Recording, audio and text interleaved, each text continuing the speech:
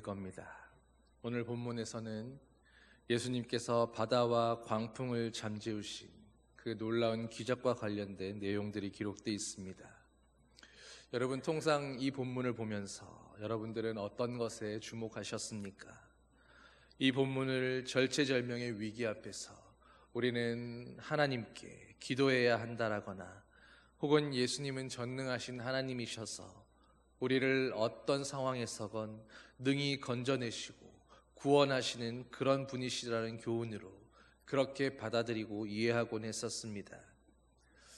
여러분, 그런데 오늘 본문의 내용이, 오늘 본문이 말씀하고자 하는 바가 과연 그게 전부일까요?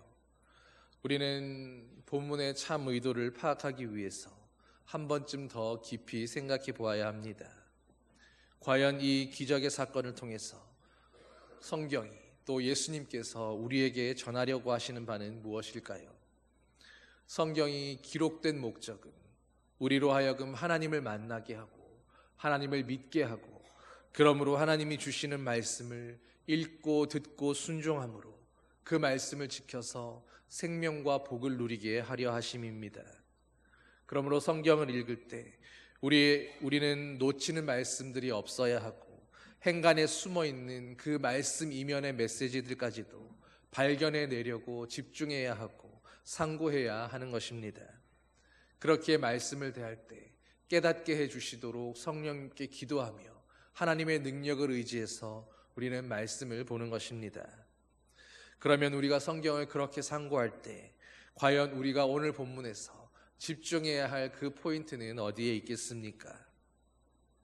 여러분, 성경이 신구약 모두 예수 그리스도의 오심과 또 그 약속에 대해서 그분에 대해서 증거하는 그런 말씀이라면 우리는 예수님께 집중하면서 예수님의 의도가 어디에 있는가를 주목하여 보면서 그렇게 말씀을 들여다보아야 할 것입니다.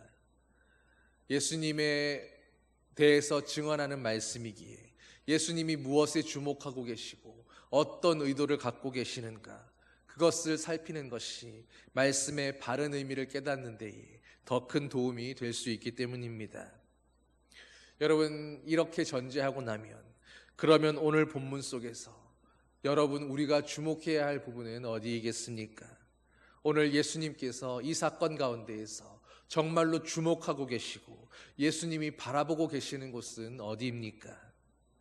여러분, 예수님의 시선을 따라가 보면 오늘 우리가 생각했던 것처럼 큰 광풍이 잠잠해지고 바다가 고요해지는 그 사건과 그 바다가 있는 현장이 예수님이 주목하고 계시는 곳이 아님을 깨닫게 될 것입니다. 즉, 그 놀라운 기적의 사건이 오늘 말씀의 핵심이 아니라는 것입니다. 예수님이 무엇을 보고 계십니까? 예수님은 바다가 아니라 바로 사람을 보고 계셨습니다. 그리고 예수님의 여러 행적들을 따라가다 보면 예수님은 언제나 놀라운 기적이 있는 그 현장에서 그 기적에 주목하신 적이 한 번도 없으시고 그 기적의 현장에 함께 있는 사람들에게 주목하셨다라는 것을 우리는 제3, 제4 확인할 수 있을 겁니다. 그러므로 오늘 본문에서도 우리가 주목해야 할 메인 스토리는 예수님께서 바다를 꾸짖어서 잠잠케 하신 그 사건이 아닙니다. 주님은 그 사건에 대해서는 한번 잠잠하라 하신 후에 그 말씀에 순종하는 바다를 뒤로 하고는 더 이상 관심을 두지 않으셨습니다. 그리고 주님은 바로 사람들에게, 그 배에 함께 타고 있던 예수님의 제자들에게 초점을 맞추셨습니다. 제자들에게 돌아서서 바로 이렇게 꾸짖으신 것입니다. 너희는 어찌하여 이렇게 무서워하느냐? 너희가 어째서 믿음이 없느냐? 여러분, 상황을 한번 떠올려 보십시오. 머릿속에 그림을 그려보면 조금 이상하다 여겨지지 않으십니까? 이제 막 죽다 살아난 제자들입니다. 그런데 그렇게 고생하며 그렇게 수고한 그 제자들에게 안심시켜 주시고 위로해 주시지는 못할 망정, 지금까지 풍랑이 있는 바다에서 사토했던 그 제자들이 도대체 왜 예수님께 이런 야단받을 일을 한 것이 있습니까? 그런데 이어지는 41절을 보면 그 이유가 그대로 기록되어 있습니다. 그들이 심히 두려워하여 서로 말하되 그가 누구이기에 바람과 바다도 순종하는가 하였더라. 그가 누구이기에, 그가 누구입니까? 그를 누구로 알고 제자들은 따른 것입니까? 여러분, 바람과 바다가 왜 그분께 순종하는지 몰랐던 이 제자들의 바로 예수님이 꾸지람하셨던 이유입니다. 오늘 이 시간 본문을 통해서 과연 제자들에게 어떤 잘못이 있었는지, 주님은 왜 이 제자들을 꾸짖으셨는지 우리가 거기에 주목해 보면서 오늘 우리는 주님 앞에 꾸중받는 제자가 아니라 칭찬 들을 수 있는 그런 믿음을 소유하게 되기를 간절히 소망합니다. 여러분, 우선 본문을 보면 제자들은 광풍과 풍랑을 이겨내지 못하고 그로 인해 죽을 지경에 처하자 다급하게 주님을 깨웠고 외쳤다라고 말씀합니다. 어떻게 부르고 있습니까? 선생님이여, 우리가 죽게 된 것을 돌보지 아니하시나이까.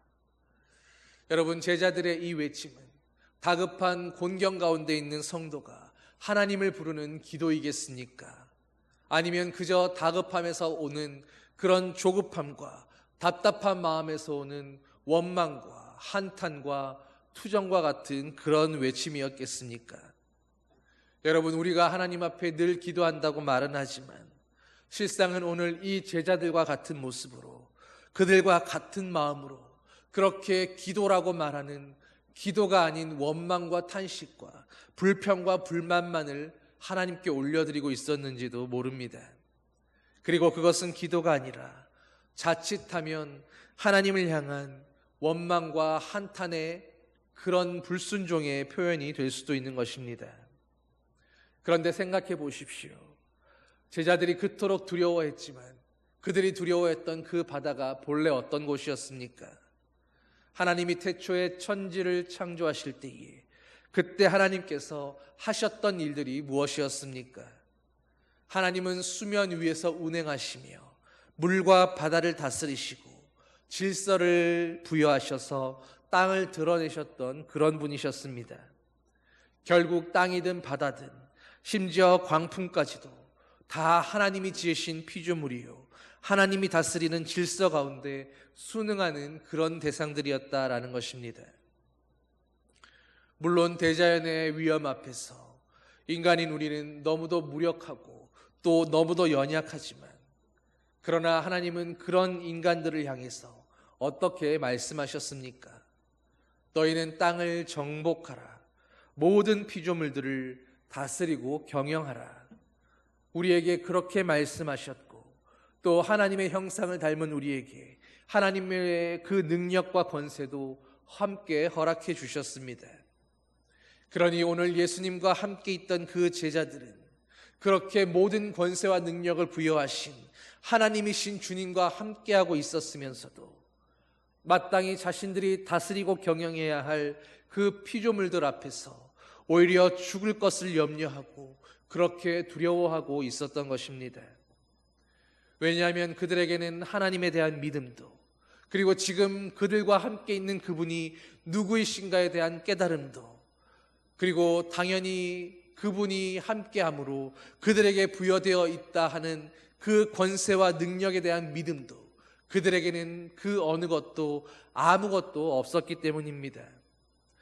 여러분, 이렇듯이 사람은 하나님을 떠나서는 하나님의 권세를 받아 누리지 못한다면 이토록 연약하고 두려움에 몸부림칠 수밖에 없는 그런 존재들인 것입니다.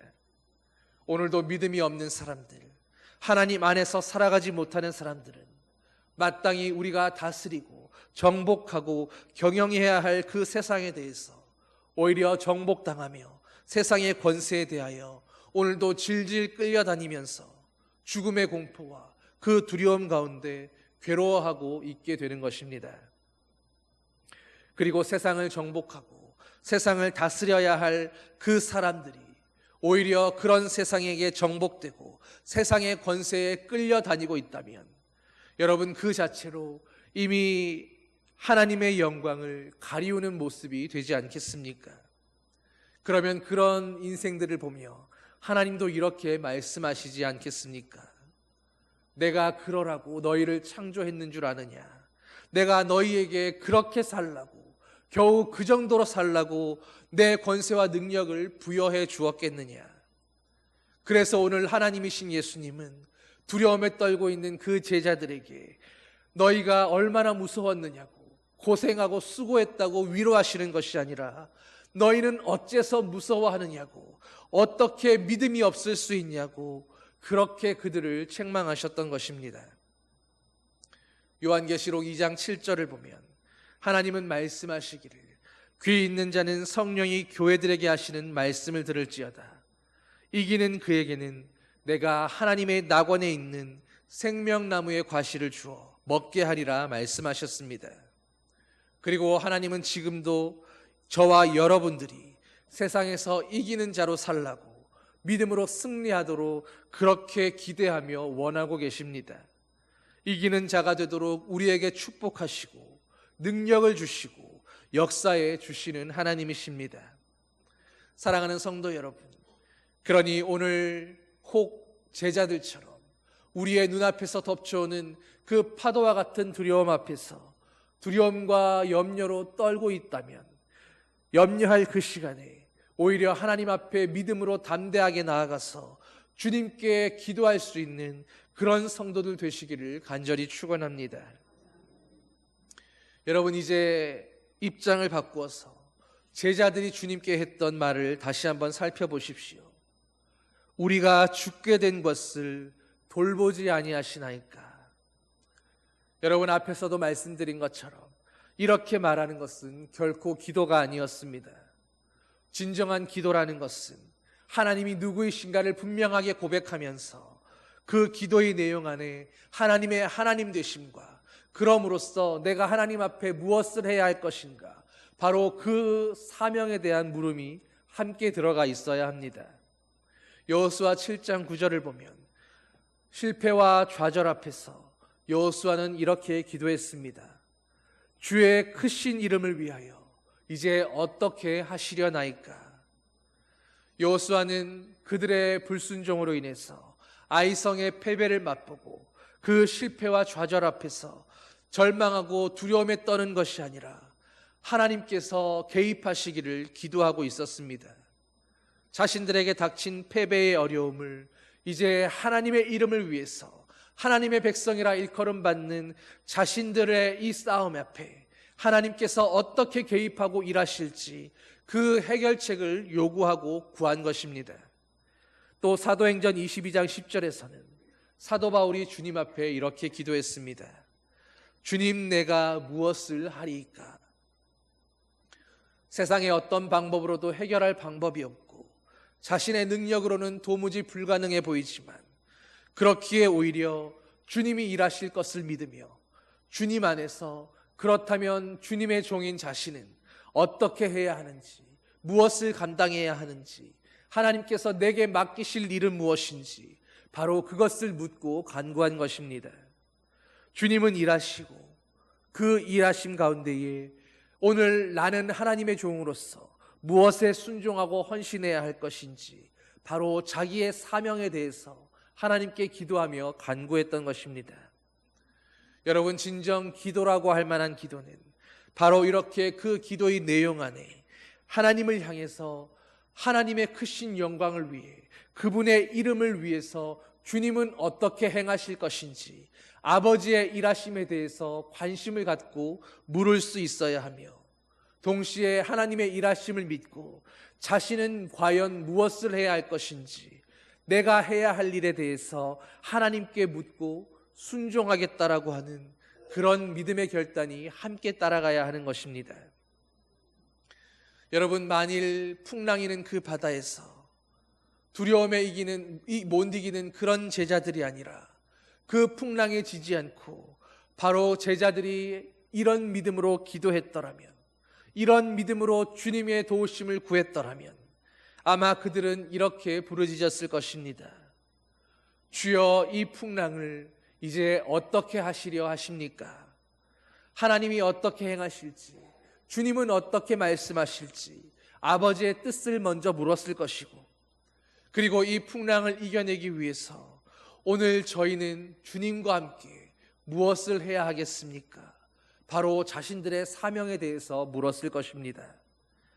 그러나 풍랑 속에서 그들은 두려움에 떨었고 믿음을 발휘하지 못했으며 하나님을 원망하고 함께 계신 예수님을 두려워하고 원망하고 불평하기만 했지 기도하지는 못했던 것입니다. 그래서 그들은 죽을 지경에 처하며 두려움에 떨어야만 했었습니다. 여러분, 그렇다면 그런 제자들이 이제 파도와 바람을 잠잠케 하신 예수님을 보면서 왜 그분의 하신 일에 대해서 기히 여겼다라고 말씀할까요? 그들은 예수님의 능력이 정말로 이 정도였나 하는 생각에 깜짝 놀랐던 것입니다. 왜 놀랍니까? 그들이 예수님을 무엇라고 불렀는지를 보면 알 수 있습니다. 선생님이요, 랍비요, 스승이요. 바로 그들이 예수님을 불렀던 그 말처럼 그들은 예수님 덕에 살게 될 줄을, 예수님께서 바람과 바다를 잠잠하게 하실 수 있을 줄을 전혀 기대하지 못하고 믿지 못하고 생각하지 못하고 있었기 때문입니다. 예수님을 그저 랍비요, 스승이요, 선생님으로만 여기고 있었기에 그런 예수님께 대하여 하나님의 일에 대해서 전혀 기대할 수 없었으니 예수님을 믿는 일 또한 당연히 있을 수 없었던 것입니다. 여러분들이 잘 아시는 것처럼 당시의 제자들은 갈릴리 어부 출신들이 많았습니다. 당연히 바다에 관한 한 오랜 경험을 축적했던 그런 베테랑들이었을 것이고, 그런 그들이 보기에 오늘 풍랑 때문에 그들이 죽게 되었다라고 판단했더라면 이제는 분명히 죽게 된 일만 남았던 것이 분명합니다. 때문에 그들은 이미 죽음을 확신하고 있었고 이 배와 함께 침몰할 것을 확신하는 가운데 그런 그들이 주님을 향해 깨우면서 우리를 돌보아 달라고 말한 것은 정말로 이 상황에서 주무시지 말고 일어나서 우리를 좀 구해주시고 살려달라고 하는 그런 간구가 아니었습니다.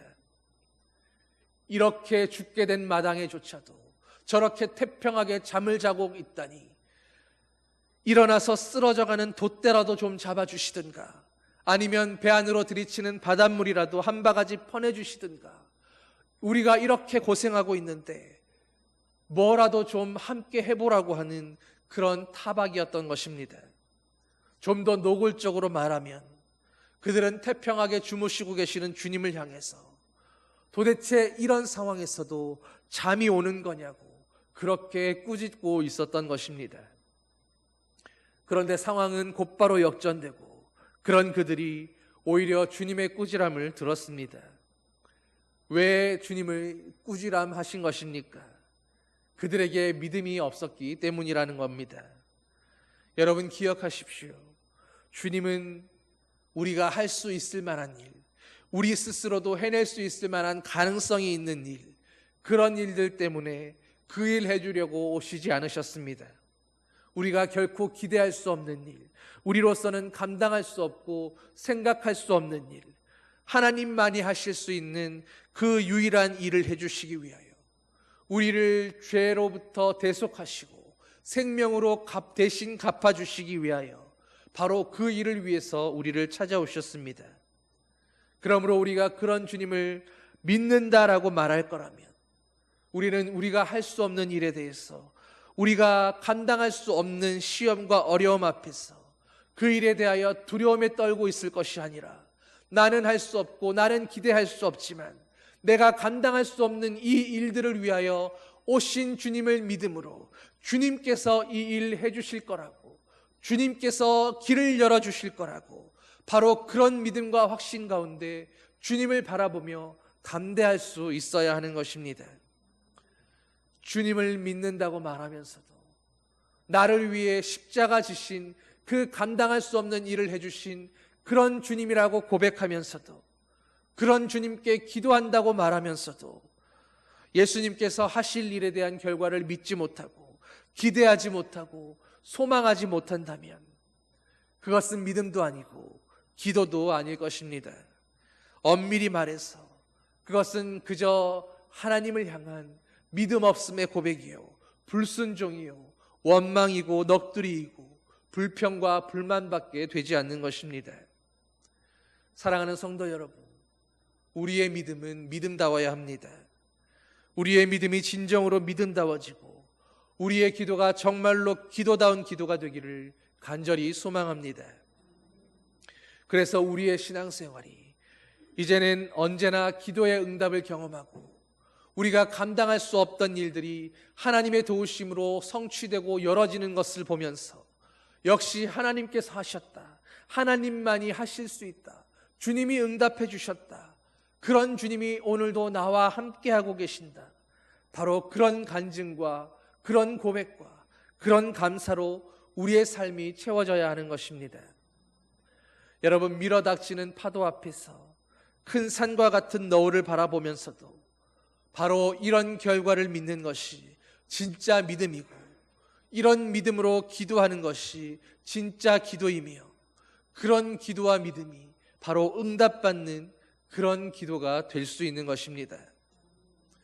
사랑하는 여러분, 이제까지 주님의 이름을 수없이 부르셨고 주님 앞에 수없이 나와 기도하셨는데 여러분은 과연 무엇을 믿으셨고 어떤 것을 위해 기도하신 것입니까? 다시 한번 말씀드리지만 주님은 우리가 할 수 있을 법한 일들이 아니라 바로 우리가 할 수 없는 일들, 우리가 감당할 수 없는 그 시험들 때문에 그 일을 해결해 주시려고 우리를 찾아오신 것입니다. 그러니 응답을 받아야 기도의 결실과 열매들이 내 눈앞에 있고 내 삶 가운데 이루어져야, 그래야 간증도 할 게 아니냐라고 하지 마시고 처음부터 응답의 간증을 품고 응답의 확신을 가지고 그리고 감사와 찬양으로 기도하시기를 바랍니다. 내 힘으로 감당할 수 없지만 내가 감당할 수 없기에 주님이 일하신다는 것을 믿고 결과를 보고 나서야 당연히 여길 것이 아니라 기도를 시작하면서부터 이미 풍랑이는 바다가 아니라 말씀대로 잔잔해진 바다를 믿음으로 바라보면서 믿고 당연시 여길 수 있는 그런 믿음을 가지시기를 축원합니다. 여러분, 주님은 언제나 큰 파도 앞에서 우리의 믿음 없음에 대해서 꾸짖으실 것입니다. 그러나 주님은 우리가 감당할 수 없는 그 시험의 파도 앞에서 우리가 감당할 수 없음으로 인하여, 우리의 능력 없음으로 인해서, 우리가 부족하고 능력이 없고 무능하다고 해서 그것 때문에 책망하시지 않으시고 우리가 감당할 수 없기에 우리를 위해 기적을 베푸시고 역사해 주실 준비가 되어 있으십니다.